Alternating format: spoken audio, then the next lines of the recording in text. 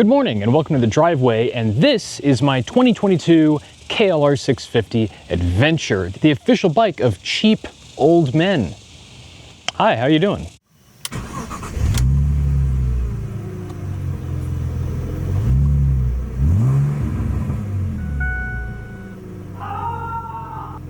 So yeah, this was an impulse buy. I went from not planning on buying a motorcycle to, ooh, I really want an adventure bike to, ooh, this one's for sale locally, rather cheap. I think I'll go pick it up. So for $5,000, I got this 2022 KLR 650 Adventure with 800 miles on it. Basically brand new, and I did confirm with the local dealership that it did get its break-in service done, so basically ready to go. I actually bought it from a car dealership. Apparently the original owner was a old cheap dude who bought a used 4Runner from them and decided he didn't want the motorcycle anymore, so he actually sold it to the dealership. He didn't trade it in, he just sold it to them. It's a bit weird. Anyway, now I've got it, well, for the first week that I had it, I did not touch a single one of my other vehicles. I did not expect to like this bike this much. I just thought if I don't like it, I got it cheap enough that I can probably resell it for what I have into it. And instead, well, it's covered in mud and grass, so that at least tells you part of the story, eh? It's kind of a popular meme amongst car guys to say, man, I really wish I could buy a brand new car from the 90s. Just give me a brand new 97 Honda Civic. Well, in the motorcycle world, you can do exactly that. Wow, the seat is absolutely scorching. It's 100 and something degrees out here. It's absolutely ridiculous. But this is basically the exact same as the 1987 Kawasaki KLR 650. They've been making it since then, except for a brief break between 2019 and 2022. Pretty much the exact same bike. This one has fuel injection though, which is nice because I don't have to rejet for different altitudes or clean carbs. I just push the button and it starts usually. It is a big single, so fuel injection is kind of temperamental, let's say. Until the engine's cold, you can actually kill it by chopping the throttle. Kind of a problem on all single cylinder fuel injected bikes. Got something to do with how slowly the engine reacts to how fast the computer tries to make it do things. I don't know, I don't care. I put the key in, it will probably run. The carb won't be clogged. Some bad fuel won't ruin my life and have me pulling the carb out and cleaning things out. But it's a bike from the 80s. And what that means is that everything on this is pretty figured out. Everyone knows exactly what this bike is capable of, and what it is capable of is apparently absolute insanity. People will just casually hop on their KLR and drive across continents, not even just one continent. People will do freaking North America to South America, or all the way across Africa, or circumnavigate the world on these stupid things, which is absolutely bonkers. I'm not going to circumnavigate the world. I'll be lucky to circumnavigate the county, but it is nice knowing that I can do it. And it doesn't suck at a lot of other stuff. I mean, after all, this is, I was going to say an adventure bike, but it's not. This is a dual sport, which is not an adventure bike. But what is an adventure bike and what is a dual sport? So I mentioned that this is the 3rd gen bike and it has fuel injection, but other things that it has is a lot more plastic Tupperware screwed to the front of it. All this stuff. Previous generations of this looked a lot more like just a dirt bike, but for this generation, they leaned a bit more into the adventure bike thing with this big fairing, keep the wind off of you, lots of attachment points for stuff, and this one, the adventure model, which came with hard panniers, lights, etc., things for adventuring.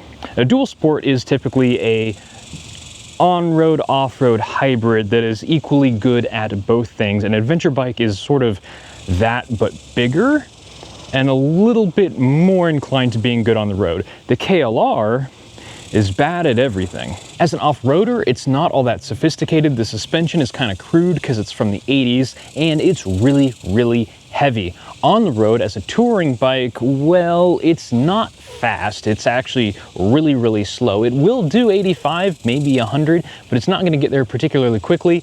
And the paint shaker of a 650cc single cylinder is going to make your giblets go absolutely numb. And the wind protection's not all that great. So what's the proposition here? Well, the proposition is very simple. Value. If you want comfort, you pay for it. If you want off-road capability, you pay for it, usually in on-road comfort. There are some adventure bikes that are really, really good off-road, but usually you want more of a actual cheap, small dual sport, like a KTM 390 or something like that. But for $6,000, actually this one's $8,000. The Adventure is $8,000, and I got it for $5,000, so I think I did all right there. This is what you get. And I'm gonna try and fix a couple of its issues right now. First issue is this windscreen is absolutely useless. It's got two positions, high and low. It was in low when I got it, and all the wind was just hitting my helmet. So I switched it to high, and now the barrier between clean air and air off of this hits my helmet. So this needs to go. There's all kinds of risers and stuff you can get to like move it up and tilt it forward and stuff, but I'm not gonna do any of that. I just went straight for a new windshield. So let's get this thing off and take a look at it. Ooh, it's, yes.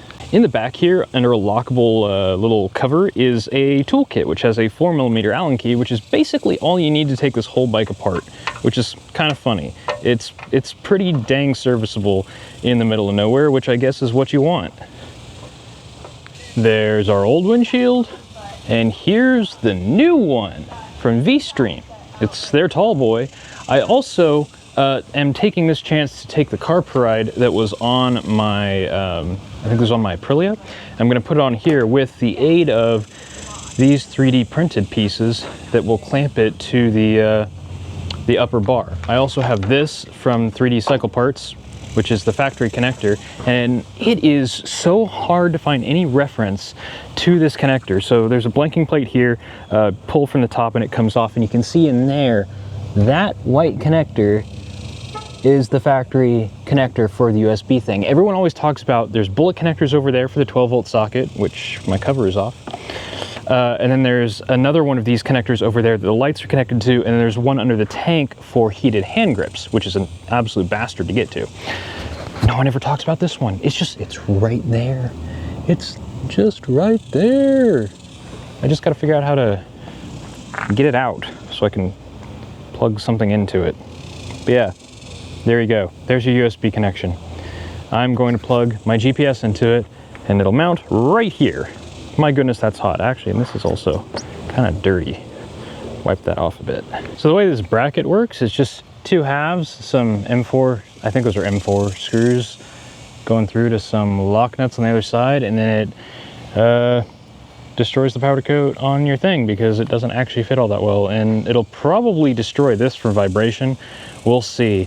This fits in there and then is screwed in from the other side, so it holds it right about there.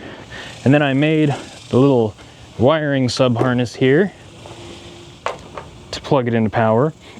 The way that this comes off, there's a little tab here, and that's holding it to the bracket in the bike, and then this tab here at the top is what unplugs it. So that's pretty straightforward.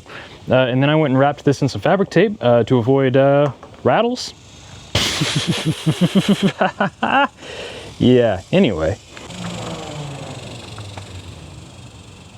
All right, well that is not too bad. I went and fished the wire up through here so it's nice and hidden. And then in there you can see it's plugged in and mounted, not going anywhere. Guess now we'll just put the windshield on and make sure everything works.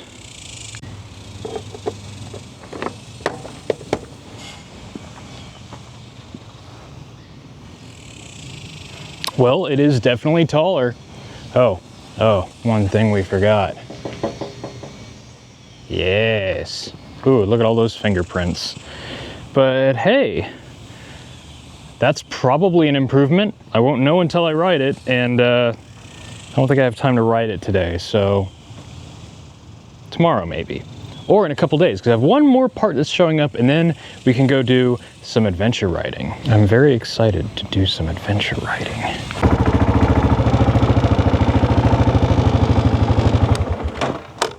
Okay, so the new windshield is great, and I got a few more goodies off Amazon that I'll show you here in a minute, but I have a bit of a problem, which is very, very apparent right now. If I have both of my feet on the ground,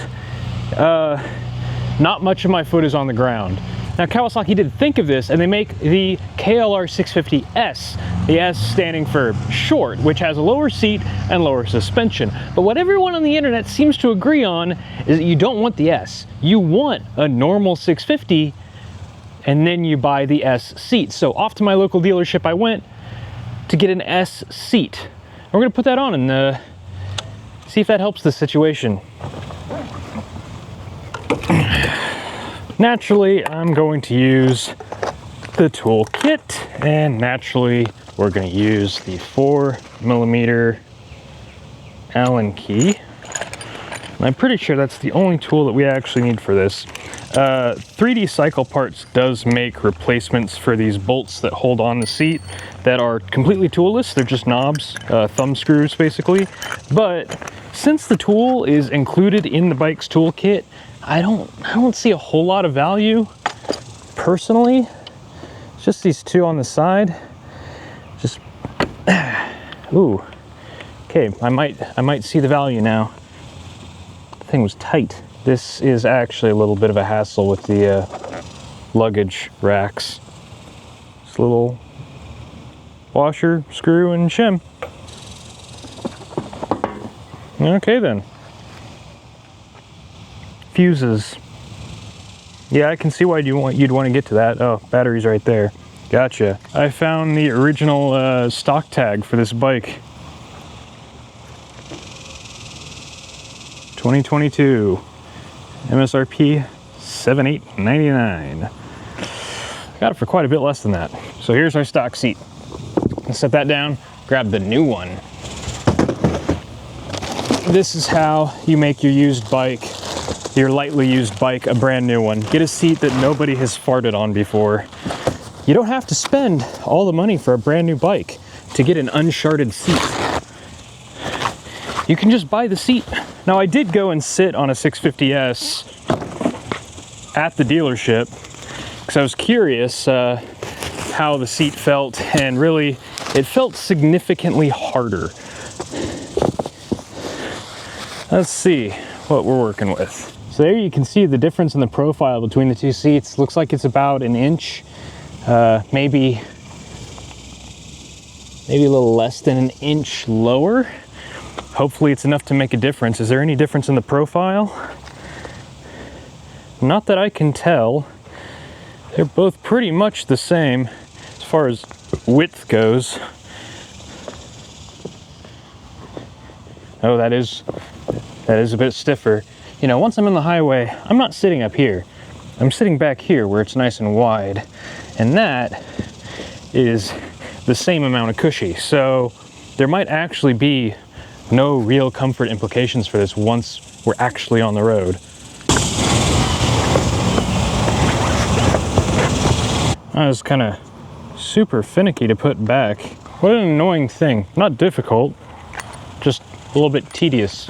Uh-oh, trash is getting away. I mean, it's only 2 screws, but also like, it's 2 screws. It should be the easiest thing in the universe. Why did that take any amount of effort at all? It's like having to watch a pop-up ad before you can eat a sandwich. Not the end of the world, but like, why? Oh, factory seat, you had a good 1,200 miles. Let's see if this is any better. It is harder. I can put more of my foot down. It is definitely not as big of a difference as the actual 650S with the lowered suspension, but I can at least, you know, get the ball of my foot on the ground instead of just my big toe, which is important if I'm, you know, need to catch the bike before it falls all the way over. Not that you should be doing that at speed, but just like, you know, low speed stuff. So let's take a look at the other stuff I got for adventuring. Realistically, a lot of this is stuff that I hope I don't actually need, but I'm gonna have here in my pack just in case. In my left hard case here, we have Tusk tube repair kit, tire repair kit. Yeah, we've got patches, we've got a CO2 inflator, we've got plugs, yeah, patches. What we don't have, which I'm kind of concerned about, is tire levers. If one of these tires goes flat, I'm not sure how easy it is to get the tube out to actually patch it with this kit. So I don't know, I might go to a shop and get some levers to put in here as well. And then we've got, even though I don't really need it that much, MSR fuel bottle. Keep a little extra gas with me. This is mostly for my dirt bike buddies that will probably be joining me on adventure rides because they've all got tiny fuel tanks. This thing has incredible range. This is like 220, 250 miles of range. That's more than my M2. Can't drive my car that far. Wild. And the thing that I'm quite a bit more excited about is currently here. I'll put it back on the bike. You saw it earlier. It's this Rhino Walk bag, and there'll be links, there'll be affiliate links to all this stuff in the doobly-doo. I just kind of want to, you know, use this stuff and see how I like it. The big thing about this is a tank bag that can also be a backpack that also has a built-in water bladder, and the water bladder lives in here in a I guess I can show you. Lives in here in an insulated compartment. It's a 1.5 liter water bladder. I used to race mountain bikes and stuff, so I'm real familiar with all that, but there is all kinds of storage in this. Probably used for, I don't know, some clothes maybe. Storage, tons of zippered compartments. That one has an orange, oh, that's a whistle. Huh, how about that? It's got a whistle in it. Lots of zippered compartments in there. And this one, lots of zippered compartments in there. And then whatever this stuff is, I forget what that's all called. Yeah, lots of storage. So camera gear, you know, since I am who I am, I'll probably have cameras in here. I'll probably use this when I go on the Aprilia, when I go on a road trip this fall. Keep my clothes in my backpack, keep my camera stuff in here, and then it just goes with a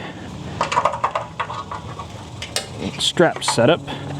And I have it pulled forward far enough that it actually does cover my fuel filler, but it's so quick and easy to remove it and flip it back that I don't consider it to be much of an issue. And there we go, that's on there. Easy to have a drink of water while I'm riding. Pretty important when you're out in the middle of nowhere. Yeah, good to go. And it looks the part too, and it feels nice. It feels good. This is a $100 bag. It definitely feels like $100 worth of materials. And I don't know if I said it, there are straps, so you can turn it into a backpack, which is always nice. Makes it more useful than when I'm not riding. I can still have, you know, if I'm hiking, I can still have water or whatever. It's hot out here. I'm tired of explaining things. Here's a look at the strap system on the Rhino Walk. I'm not sure how these are supposed to go, but I have mine wrapped around my head, my neck tube just in front of the fuel tank. It's like a loop, and then there's another loop that goes onto the bag itself.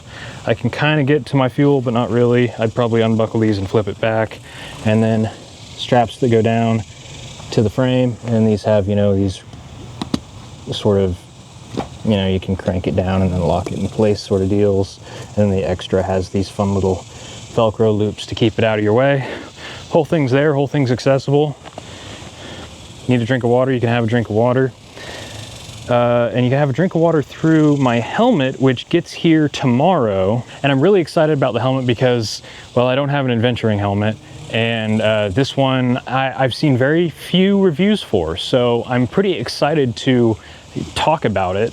Again, paid full price for it. Paid full price for all this stuff. None of this is sponsored. There are affiliate links though to all of it, except for the windshield because it's not on Amazon. I'm kind of excited to be able to talk about it without a whole lot of, I don't know, preconceived notions. It just seemed like a really good hidden deal of a helmet. So we'll see.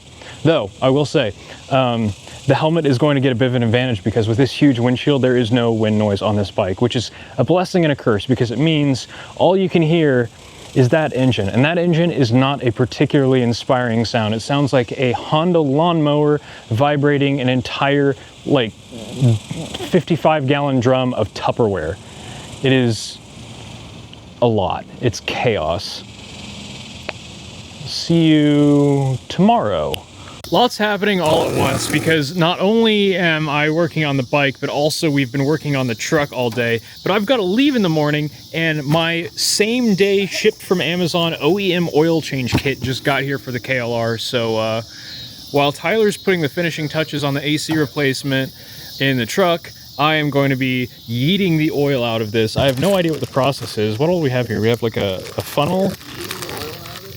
Yeah. Oh, wow. Look, we got a crush washer, a funnel, gloves. Neat. Got our Cowie filter. Let the good times roll. We may have been drinking a little bit.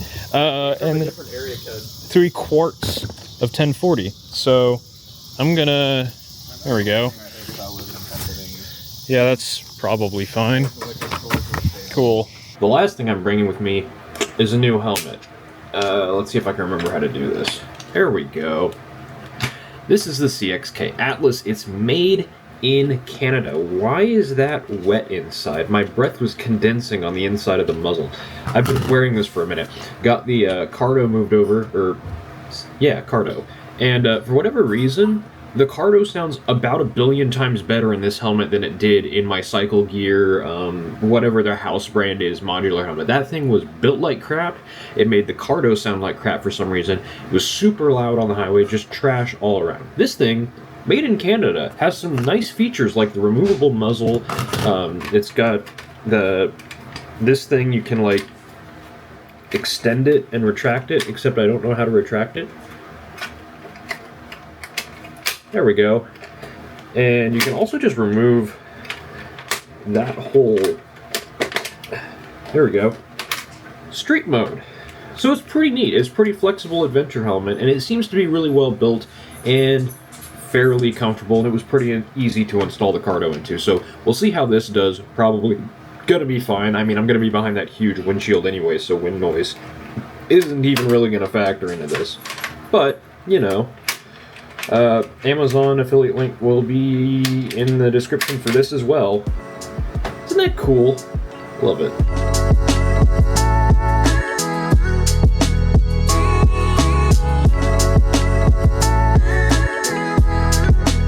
So it's about 100 miles from Wichita to here in oh, hang on. There we go. Modularity is great. It was about a 100-mile ride here to Cottonwood Falls from Wichita, and Kawasaki made this look like a touring bike. It is not a touring bike. That was, I was numb absolutely everywhere when I got here, but it did do highway speeds. And that's kind of the theme with this bike that I'm noticing, is it will do it, but it will not be the best at it. But now we're going to pick up the Flint Hills Adventure Trail is what it's called, and it is a mapped out path from Nebraska to Oklahoma and back through the the Flint Hills, and it's pretty much entirely off-road, and it's made for dirt bikes, except we also have a Ford Ranger, so we'll see how that goes. And we're gonna see how far south we can go. We're in Cottonwood Falls. I'd like to get all the way down to US 400 before dark. I doubt that's gonna happen. He's on street tires, that's a truck, and I have basically no off-road experience on a bike, so surely this will go well.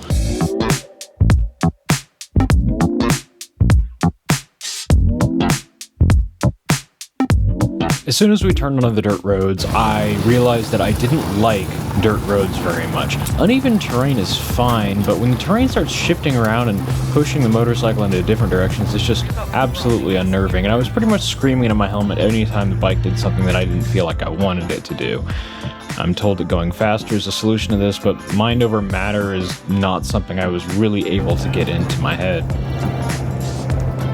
On the plus side, the scenery was beautiful. In the upper Flint Hills, there's just a lot of rolling, hills, I guess. Pretty obvious now that I think about it.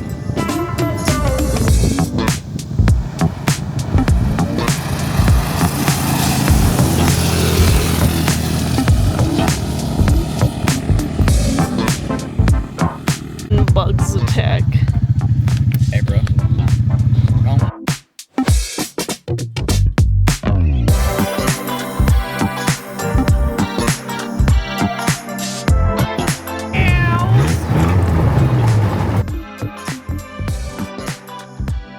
Everything was going great until we stopped and I was told that apparently the license plate was just trying to leave the chat on the back of the bike. It was just had completely rattled off the nuts holding it on, so they were replaced with some zip ties, but this is the most KLR thing I've ever heard of. As we started heading back down towards where the turnpike is, we started to find some more of the open plain, open grazing prairie sort of thing where you can just sort of go wherever, I think. I don't think there's anything that says you have to stay on the road, so kind of fun to not.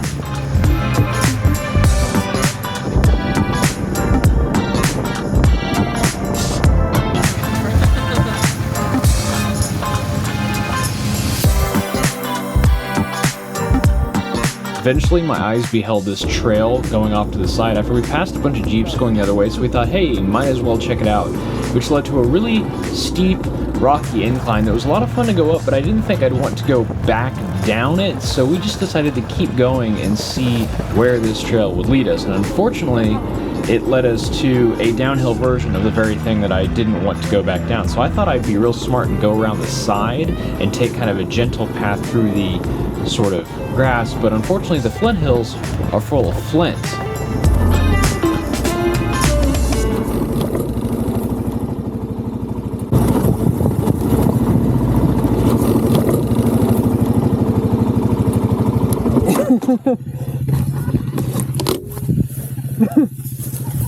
It's so rocky.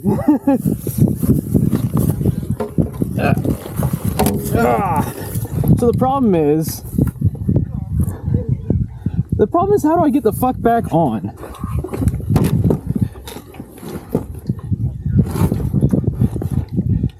What is... Oh my god, there's just softballs out here. What the fuck? As it turns out, the Flint Hills has a lot of flint in it, and it comes in the form of these massive softball-sized rocks just laying everywhere and just knocking the bike out from underneath you, which is a lot of fun. But I was still convinced that I had made the right choice until we found a dead end, and I had to try and figure out where to go from here. And the answer to that was backwards. So we just flipped around and went back the other way.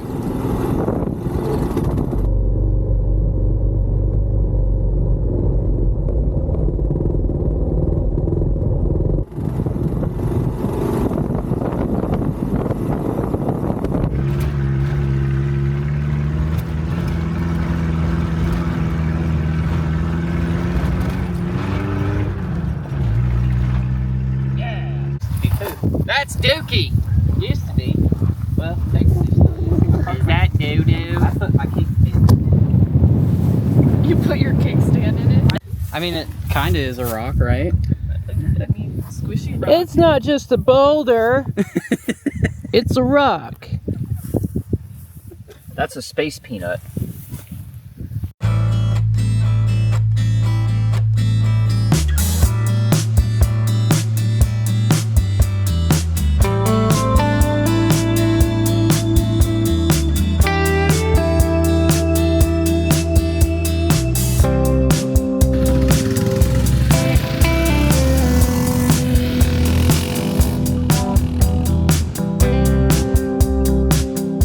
One issue that I noticed with the KLR when we started going back down that steep uphill was that first gear in this bike is really tall, so you can't engine brake down steep inclines. You have to hold the clutch in and just ride the brakes, or get in neutral and ride the brakes, and it is absolutely terrifying. But as we crossed over K96 back into the, I guess, more southern Flint Hills, we found something that I thought was really cool, which is this old AT&T long lines tower, which was a sort of long microwave transmission thing.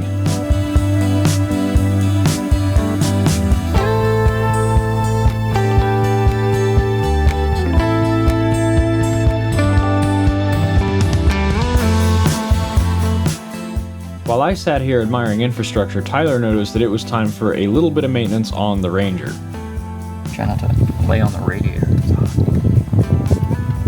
Hey. Most of it's in there. Just put like a whole gallon, overfill it by 3 quarts.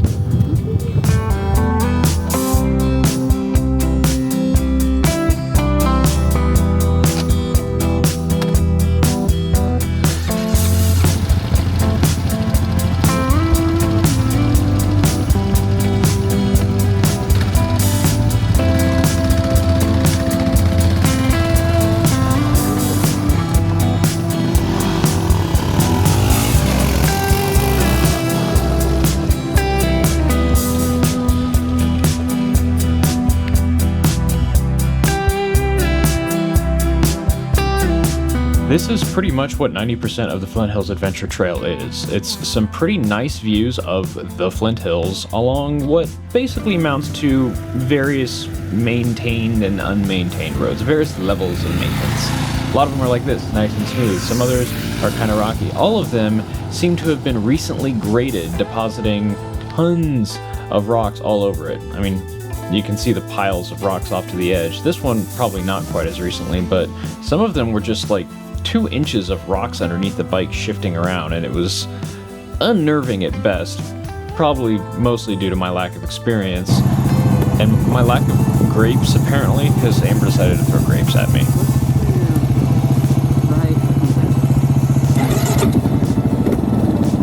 That bike thing's boat.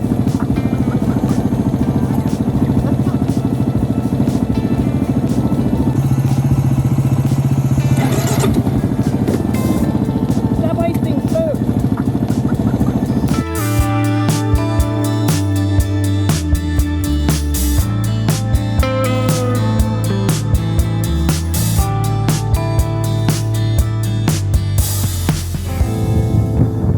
Been here to Teeter Rock before in the truck, but I never really explained what this is. It's kind of a monument to a ghost town called Teeterville that used to stand here during like the oil days. You know, there were a bunch of small towns, quite a few ghost towns in this part of Kansas. Now they've all kind of consolidated, mostly to El Dorado, which is over there towards the setting sun. The lighting is terrible. Lighting right here is pretty dang good though. So there's just, you know, stuff like this.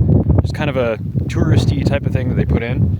I think the plan now though, this is going from type 1 fun, it's becoming type 2 fun as my back is getting a little upset at me. So I think we're gonna continue down to Eureka, and I think that's probably as far as we go today, because Eureka has bars, and I would love a drink.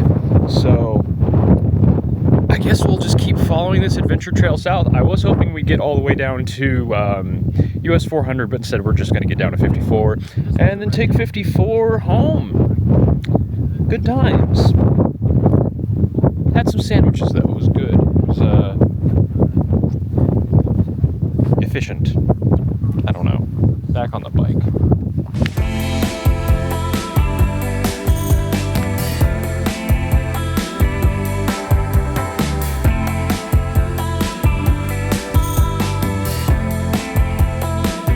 In the future, when I do play around in the Flint Hills like this, I think I'll start from Teeter Rock and head south, because this next section had some of the most fun and slightly more technical areas, like this awful pea gravel that I absolutely despise, but also some pretty washed out areas, less maintained than others, some really unmaintained areas, as you can see by how much the truck was struggling. And then there was some stuff like some neat hill climbs and things that we'll see later on.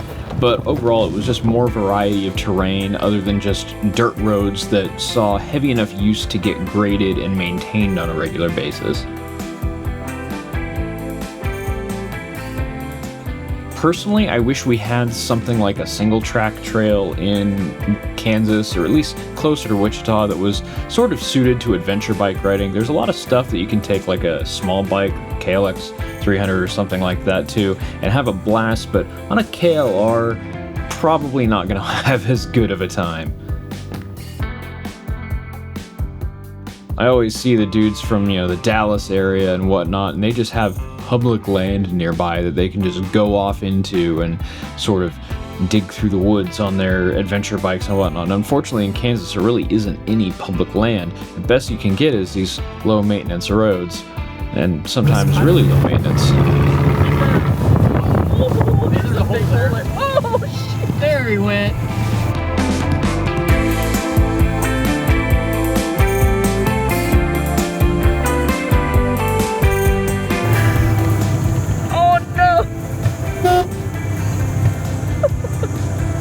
Hey, you can't park there, bud.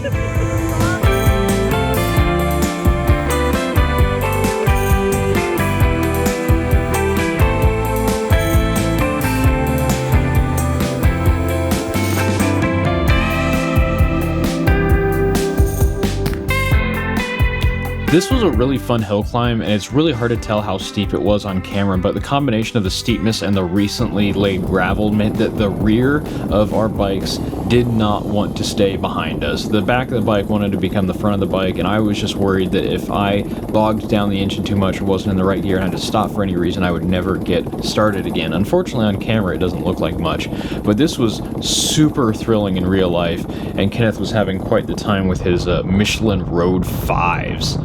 Though the fact that he made it through any of this is kind of a testament to how not all that challenging this track is. Fortunately, soon after that we hit pavement as we pulled into Eureka, Kansas, just as the sun was setting.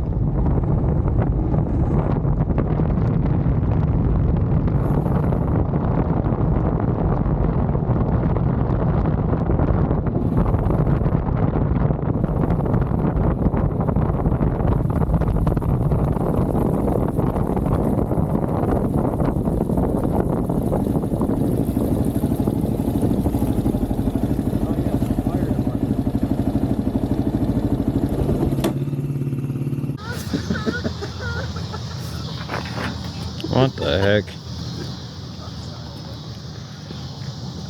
Well, whatever that was. We made it to Eureka. We're not gonna make it all the way to US 54, but we did get to Eureka all off-road on the trail. Now, I took off everything that I'm comfortable with taking off gear-wise because I'm dying, and we're gonna go find a beer and then head home. Overall, this trip went great. A couple things I would change on the bike. I need to get a skid plate. I need to get a low profile oil thing. Probably better foot grip pads and taller handlebars. I can't stand up with these. It sucks. Other than that, the bike is fantastic. The carb per ride did fantastic. This thing is amazing. Being able to take a drink is great. I didn't use anything in here. Thankfully, I didn't need any of my emergency stuff. And then this helmet. This helmet was, I took out this, they call it the muzzle, and then I also took out this chin piece here, and the airflow is just amazing. The auto dimming visor was great.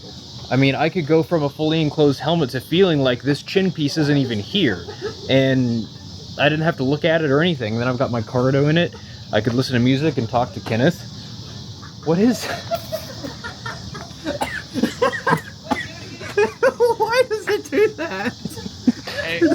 Hey bro, your autism is showing. this? This is why Ford Rangers are better than every other truck. Turn on the fucking It's the wipers. Party Ranger. Yeah, turn on the wipers. I feel like it's gonna Do it. I feel like it might come off. No, it won't. I mean, what are you gonna? I mean, it's already pre. Yeah, what's gonna happen? It's gonna break the windshield.